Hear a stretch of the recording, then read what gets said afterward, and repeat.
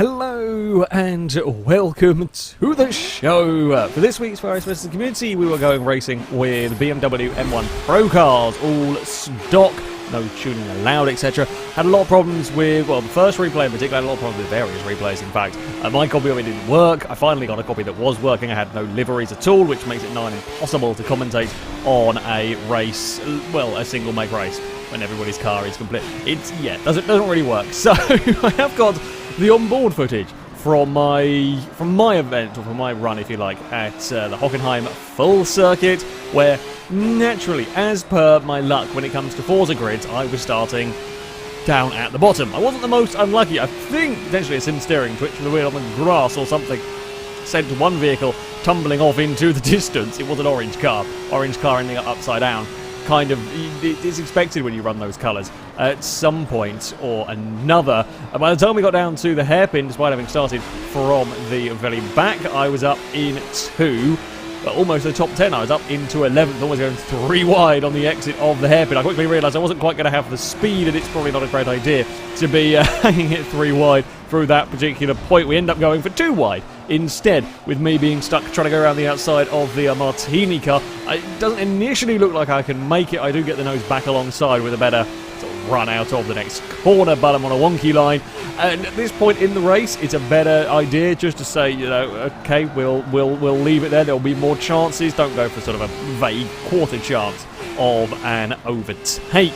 Fast forward to the run down the straight the next time around, and it is still plenty busy as we head towards the hairpin. Up ahead, a white car had been quite slow down the straight. That gave an opportunity for the white and blue vehicle. Had a look up the inside at the hairpin, trying to get that pass done, although you do sometimes, if you go too shallow a line through there, you end up with a slow exit out of the hairpin. However, not quite the case this time, although you're going to have to work for it. They're always 3 wide. Again, I'm kind of sat here watching, and it's a very difficult situation you find yourself in, where you've got almost 2 and 3 wide going on up ahead, because if I go too aggressively and attack those, I risk losing a place from the car behind. You just get stuck in traffic.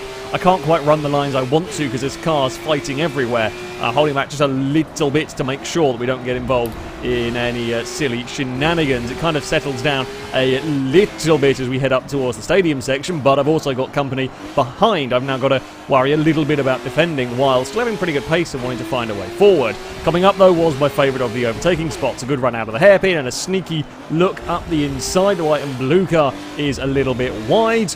An opportunity like that, my favourite of the overtaking spots around here, I'm going to leap at, and I would get the pass completed. That would move me up into the top 10. I mean, we'd kind of, like, the leaders were now long gone, while pace-wise I was pretty close to them.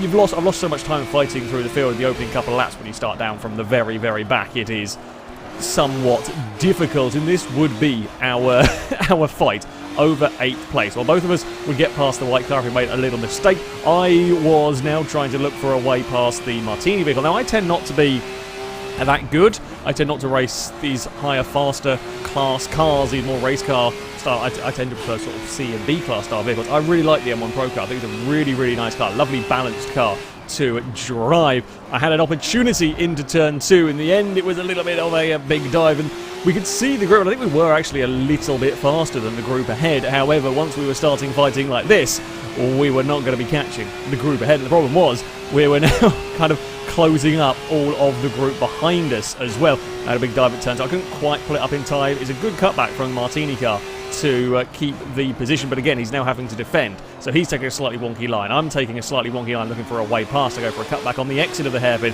Got to be mindful with doing those, as it's a bit of a wonky line, and the cars behind, if they haven't realised what you're doing, can end up clonking the rear of your vehicle. We get away with it all through there. I was a little bit wide, annoyingly, so I'm not in a good position heading up towards this next corner. Again, still carrying pretty good speed, although overtakes around this part are pretty difficult to do, especially in these identical cars. No one's got any advantage in terms of grip, in terms of braking. I mean, braking's down to bravery. Have you got your braking points correct? I get a very good run coming into the stadium section. Martini car just manages to avoid putting a wheel on the sand, though, while wide and loses a bit of time, can still keep track position, and I'm stuck trying to go around the outside of the hairpin. Think better of that one. Want to try and line it up for the penultimate corner. I have a go I can get alongside this time, though. my car, or the car on the outside of me, doesn't run as wide. I'm still there for the inside line through the final turn, but you take a tight line, just slow on the exit. And the problem is the car behind wasn't quite as compromised as both of us. We're now 3 wide, heading down towards turn 1. Martini car thinks better of all of that. I get a little nudge out wide. The white car that gave me a shunt actually dropped back to allow me back onto the circuit. We're now 3 wide again, down towards turn 2. This time the purple car asks too much of his brakes out wide. I'm still stuck on the outside. Unfortunately, now I don't know whether there was a lag bump that pinged the Martini car into me or whether he got a knock, because 1 minute we were going around the corner fine and suddenly a car pings into the side of us and we both end up off the circuit. It is a little bit of a shame. It is a little bit of a shame. This would be on to the final lap of the race. We have an extra cooldown lap because the replays are working. If we run into the end of the race, the replay cuts off as soon as first place finishes. So, yeah, we're on a little bit an extra lap longer. This was the final lap, lap 6. So it's a little shame after what was an amazingly fantastic race. It ended for me in a bit of a bump. However, it weren't completely out of it. I still had to try and fend off for 10th place now with that Martini car behind, looking for a way past. And what was spurring me on, I could see up ahead. 8th and 9th had been side by side for a good part of this lap. As they continue to battle now, you'll slow each other down, especially on the final lap when everyone's going for it. You will be slowing each other down quite considerably. There was a big gap for me to try and make up, but I had, for the first time I think in this race, clean air ahead of me. A car that I very, very much liked, so I was throwing absolutely everything I could at the course on this final run as they continue to go side by side, swapping positions. The purple car defends into the penultimate corner but is wide on the final turn. I'm bouncing across the curbs trying to get on the power. I pretty much half the gap, even with the big slide out of the final turn to them, but it wasn't going to be enough. The purple car would just hold on across the line, but it was only a just. I think it's very, very difficult to tell without going to a replay to see. It was a great race. It was an absolutely fantastic race for us, over the mid-pack. At the front, Muri would take a victory. Liam in second, with Impega rounding out that podium. And it was a good race up at the front as well. There was a lot of very, very close action throughout the field, which is always good to see, especially when we're racing these faster cars. One-make races do tend to produce the closer racing, of course, when everybody is in equal cars, but you can also end up with situations where fields get a little bit spread out.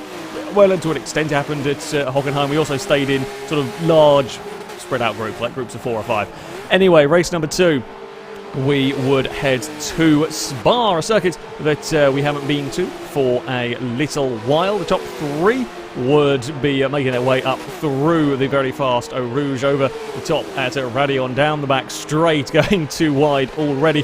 There would unfortunately be a shunt into the tyre bundle that would take my car out of action and a couple of other vehicles as well. Leader goes very, very deep through this chicane, although with the way he ends up kind of coming back across the circuit, there's nowhere to really go for the vehicles behind, or the line he ends up taking across there. There's nowhere to really find a way past. They head down towards his next corner. Is not much. Now you can get overtakes down, of course, here. It's not the best of the overtaking spots around Spa, and again you're sort of stuck in a little bit of a follow the leader through here, although second place with a huge slide.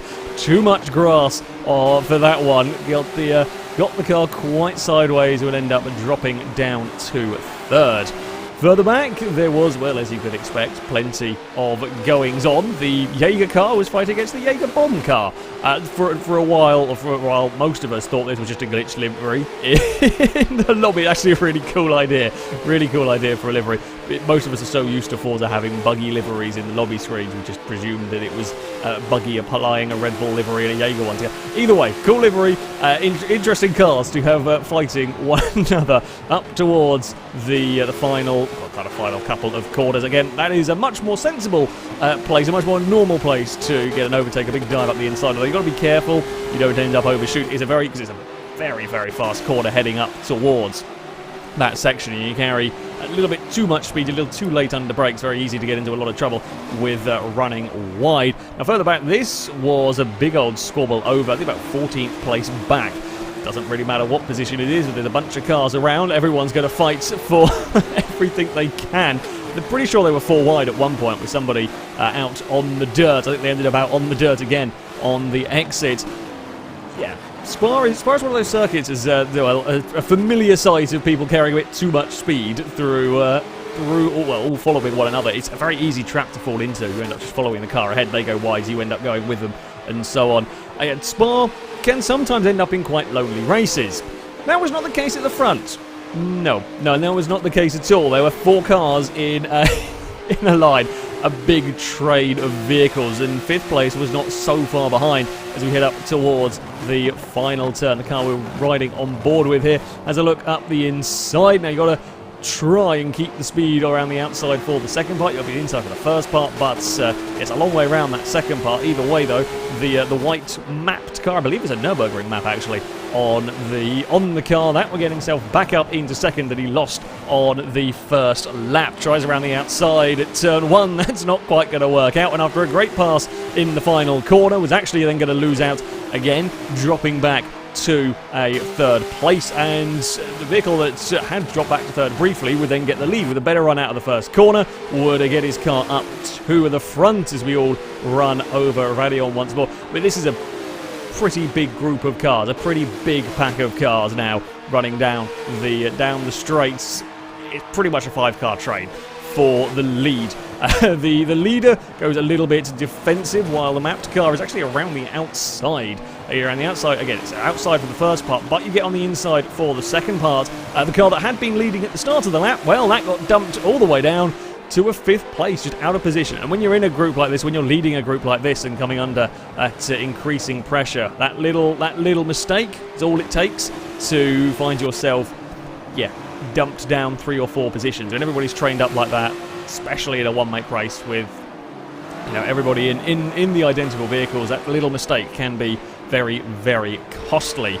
Further back, while yes, the race was a tad spread out, it isn't the most spread out we have seen races that ended up at Spa. Most vehicles kind of ending up in their own little groups. You'd sort of have the field spread out initially, and then they'd find groups around their own pace, and then they'd fall back perhaps from the cars ahead, because they were fighting one another, but perhaps a little faster than the vehicles behind. So you'd often end up with these little interspersed groups. These guys fighting up towards the final corner. The yellow car is just across the nose. Makes the pass work, though. It is clear to get across the nose there and move up a position and go chasing off after the group of vehicles ahead.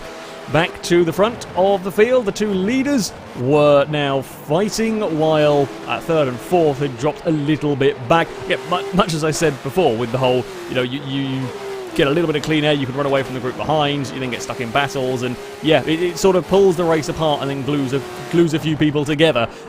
However, the white mapped car with the brave manoeuvre through Eau Rouge does just about manage to get the pass done. They don't go up the hill side by side, does just about manage to get the pass done at the bottom. It's difficult getting up that part of the circuit in these cars full stop, let alone trying to go side by side. And as they continue to fight their way down the next straight, of course, if you've got the pass done, kind of as you go over Radion, the car that you've just overtaken will sit in your slipstream all the way down the next long straight. And as they continue to fight, 3rd and 4th is caught back up, although then 3rd and 4th are back to fighting one another. They end up dropping a little bit further back as they're still sat side by side, while 1st and 2nd are now, well, in a little bit more clean air. While that top group would have pulled their gap on kind of the rest of the field. But this was, well, the rest of the field that were having a big old squabble themselves, which, as you could imagine, you can see up ahead, actually, that was 3rd and 4th going through Eau Rouge. So this 5th, 6th, 7th are all a little bit sideways. It's actually very difficult when you are so far up behind the car ahead of you going up that corner. You have to follow them because you simply can't see. I guess it does depend on what view. I run in cockpit view. If you run bonnet view and so on, you are literally just stuck watching whatever the back of the car ahead of you, whatever it does, is you are kind of stuck following it. You hope it hasn't made a mistake. In this little group, so the white car the camera's following actually had a look up the inside, couldn't make a move stick, and we see the problem with a sort of failed overtaking attempt. You would have probably been better off just following the car ahead. In trying to get a pass done but not having it work, it was out of position, lost a little bit of time, and the yellow car was able to take his normal lines, carried a lot of speed, and sure enough would get the pass done and move up a position. At the front of the race, it had certainly been a busy one, and the white mapped car, having got to the lead, would pull away. The not showing livery for the car in second. I think made a little bit of a mistake at one point, just losing touch, just dropping back, although he would be able to stay ahead of third and fourth. Unfortunately, the victor, car we have here, his controller would die on the cooldown lap, if you like, so the podium scene is all a mess. It was a F1 Kieran that would take victory, the wheelman in second, with Impega in third. Our third and final race, that would head to another circuit that, well, we use Sebring, but we tend not to use the full layout, particularly. It's a long track. Sebring is a very, very long track, and I tend to want to use these longer layouts when we have the faster cars, so it makes sense, really, to send the Pro cars around this layout. Interesting track, Sebring. It's one of those circuits that quite a lot of pretty decent overtaking opportunities. Not perhaps the easiest of circuits. There are a couple of quite mean corners. I hate the final turn. I can't drive the final turn. I'm no good at it whatsoever. The rest of it, yeah, I quite like Sebring. Unfortunately for me, I was having a terrible time of it. I got turned around in the first corner and dumped down the order, which is sadly the other way it goes. Sometimes the leaders, well, a car in second would have a little bit of a look. Now, there's a fair bit of lag in this one. There's a fair bit of cars getting nudged around, despite cars not being anywhere near one another, so I'm going to presume cars will jitter around in the actual race. I mean, you saw the leader there get sideways, despite there being nobody anywhere near to have caused it to get sideways. I think it's very unlikely it would have been a lock-up in that sort of a manner. So, yeah, there was a little bit of lag, jitters on the go around here, which is not the easiest of things to race with. Further back, this orange car we have the camera on was trying to travel his way up the field and was going pretty damn fast with it. Cars ahead going too wide into the first corner. The lead of this group would actually get things a little bit wrong. I don't know if he pinged off the wall or just had to panic to try and slow the car down. Either way, ended up all sorts of out of position. The orange car managing to profit from all of that. Sneaking up the inside, getting two positions in one corner. Always helpful when you can manage to do that. The orange car would then swiftly bugger off up the road, and while for the mid part of the race, the top four were fairly steady in where they were. It was fifth place back that was the rather busy, angry pack of cars as we head into the final turn. The white, yellow and pink car would have a big dive up the inside, and again you can see that bit of lag, I think, going on, affecting the poor red and white car having to kind of dive out of the way of a vehicle that probably on his screen was there, but when you look back on the replays, it is what it is. I think we had some, the fun and games of internet connections, but yeah, I mean, it's reshuffled that group, although it wouldn't be long before they would continue to, shuffle themselves around. The kind of bright orange vehicle that's charged would continue, got up into third place, would drop fourth without too much trouble, and would then be off after that second spot on the podium. Final corner, it is bumpy, it is nasty, very difficult to, I find it very difficult to get the right line through all of this. The silver and blue with a little bit too late on the brakes, a little bit too wide. You can sometimes get away with a little bit wider line through there, you can get a bit of a better exit, although that was a tad too wide. And the orange car, again, profiting. You make that little mistake in a one-make race, you run that bit wide, and if there's somebody behind you who is quick, they're going to be very, very quick to make the most of that opportunity. Back to what was now the battle for sixth place. Martini car would get into fifth and manage to just pull away from this group as they continue to squabble. And again, if you could break away from the group, if you could have that, half a lap, three-quarters of a lap in clean air, you could often pull away and then the group would be busy fighting itself and drop back from you. But trying to pull away was not easy, and you could spend laps and laps stuck in traffic. It didn't necessarily matter how quick you were if you got stuck behind cars going 2 and 3 wide. It was not the easiest of times. The Jagerbomb car trying to find a way past the vehicle ahead, looking to the outside, not quite going to make that one work. Meanwhile, behind, two cars doing very, very similar things. Everyone looking for a way past, but defending pretty well. You got to, hope for a mistake perhaps, or just keep the pressure on and hope for somebody to make a little error. Run wide, a little late on the brakes, miss an apex somewhere, and you put the nose up the inside This next corner is a tricky one to get the braking right. Not impossible to get passes done. You see everything dive under braking, just the wiggles from the back of the car. Not going to be, no one's close enough to get anything done through there. Now, if you can get a good run out onto this back straight, you might be able to get the pass done well before you even get to the corner. It's honestly preferable if you can get the pass done before you even get to the corner. Or at least for me, I don't like trying to fight my way through that final turn. And the Jagerbomb car has got a very good run down this straight. But as we saw, very easy to get things wrong into here. There's a lot of cars. I think almost all of that group were on the limit of the brakes. Everyone's sliding the rear of the car through there. The Jagerbomb car does just get the move completed, while the red and white car will get a move completed as well. Up at the front, a white and black BMW was leading the way, although while he did have a comfortable-ish lead for a little while, it wasn't long before the orange car would be right there. A better run down, or sort of better run onto this straight would put the orange car up alongside, could get that preferred line through the hairpin and get the pass done on the exit. Good acceleration out of the hairpin. The black and white car ending up with the wheels across the grass, not able to get the power down. He's looking to try and fire back immediately. Now, if you can fire back immediately, you can certainly keep your opponent busy, but in the end, it's just not close enough. Just not able to get that car where he wanted it, and would have to settle in the end for that second place. Further back, while there was a little bit more spread out stuff further down, I think this was for around 12th place, we had this fight going on. This one would rage towards the end of the race. The purple and white vehicle going for the brave around the outside. There's just about enough track for an M1 Procar. You couldn't quite make it work. I mean, that's a sketchy corner going to, that's a real sketchy corner going 2-1, but you could see how much on the limit that car was. There was enough room. He tried it, didn't quite work out. Realised the better idea was to lift off than to keep fighting. And again, we see another pass. It's neat and tidy onto this back straight. I mean, that's just saw they were certainly going for it through the previous corners. But yeah, if you can just get that a little bit neater, a little bit tidier line, make the most of the straight line speed as they get a little bit close to the wall. I think the lead car tried to hug the other vehicle to the inside. Didn't quite work. It was already far enough alongside to fend him off, and the purple car would move up a position.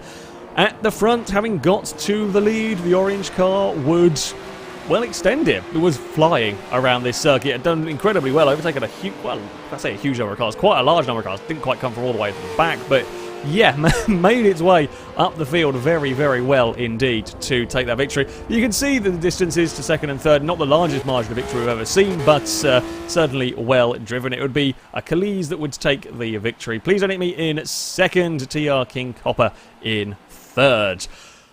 The M1 Procar, yeah, it's a faster car perhaps than the normal sort of vehicles that I would race, the normal sort of cars that we would run in these kind of events. However, I really liked it. It's a lovely balanced car. There's nothing really wrong with the Procar. There's nothing I'd really change about it. It looks great, sounds great, drives very, very well. It's very consistent. It's a nice, as far as real race cars go, it's a nice, easy car to drive. There's no terrible, horrifying handling characteristics. I would very much recommend the Procar as a good vehicle to kind of get used to more S-Class and higher-end vehicles, because it is so well behaved. And yeah, I was pleasantly surprised by the vehicle. Now, the next FailRace vs. Community, we are going to be changing things up a little bit. I'm going to be trying a couple of new formats. The event is going to still take place on Thursday, the 26th. If you do want to sign up to that, you can via our forums. There'll be a link in the description of this video. I'm going to be trying sort of different video styles, different commentary styles. I'm not sure quite what I will like. Basically, next week's video is going to be a bit different to this one. There might even be 2 videos from it, and I'll see what people like. Because, yeah, I wanted to change the format up for a little while, change how things works a little bit, and it's going to be on Forza 7. But yeah, we're going to see how it goes. Basically, there's going to be a little bit of changes. Should still hopefully be some good fun racing. That though is going to be it from me. Thank you very much for watching, and until next time, a goodbye.